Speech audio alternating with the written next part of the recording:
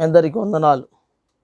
ఎక్కువ ఉదయకాల ధ్యానాంశంలో 2 రాజుల గ్రంథము 5వ అధ్యాయము 20 నుంచి 27 వచ్చిన భాగాలలో గెహాజీ చేసిన తన తప్పేమిటో మనం చూస్తూ ఉన్నాం.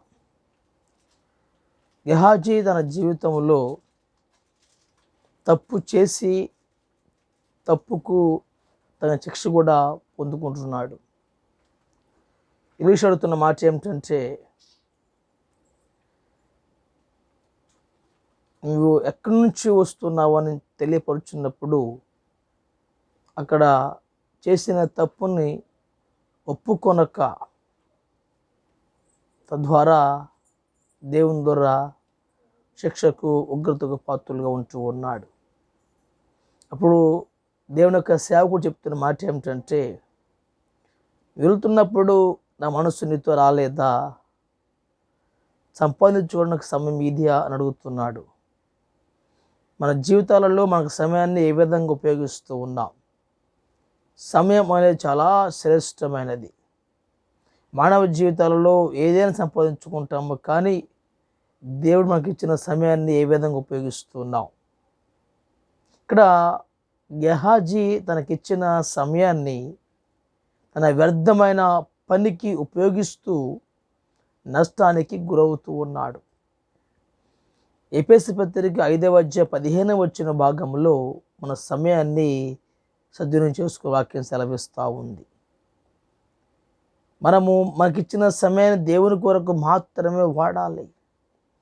నీ సొంతానికి వాడుతూ దేవుని ద్వారా ఆశీర్వాదాన్ని పొందుకోకుండా అనేక మంది శాపాలకు గురవుతూ ఉన్నారు.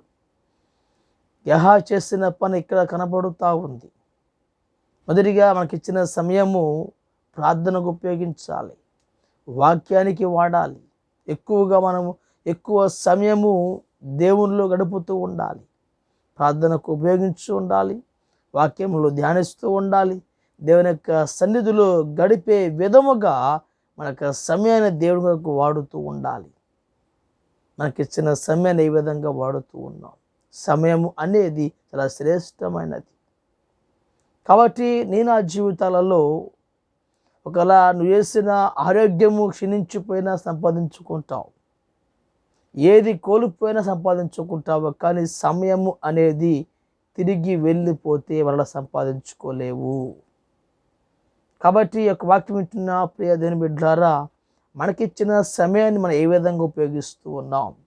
ఆధ్యాత్మిక పరంగా వాడుతున్నామా, లేక నీ సొంతానికి వాడుకుంటూ గెహాజీ వల్లే శాపాలకు మరణానికి మన గురి కావాల్సి వస్తుందా జ్ఞాపకం చేసుకుంటూ మనకిచ్చిన సమయాన్ని దేవుని కొరకే వాడదాం. యేసు ప్రభువు తనకిచ్చిన సమయంలో 3-4 సంవత్సరాల కాలంలో ఏ విధంగా తండ్రి కొరకు ఉపయోగించి మన కొరకు మరణించి లేచున్నాడో జ్ఞాపకం చేసుకుంటున్నాము. కాబట్టి దేవుని ద్వారా మనం పొందుకున్న సమయాన్ని ఆధ్యాత్మిక పరముగా దేవుని కొరకే వాడుతూ ముందు కొనసాగుదాం. ఎందరో వందనాలు.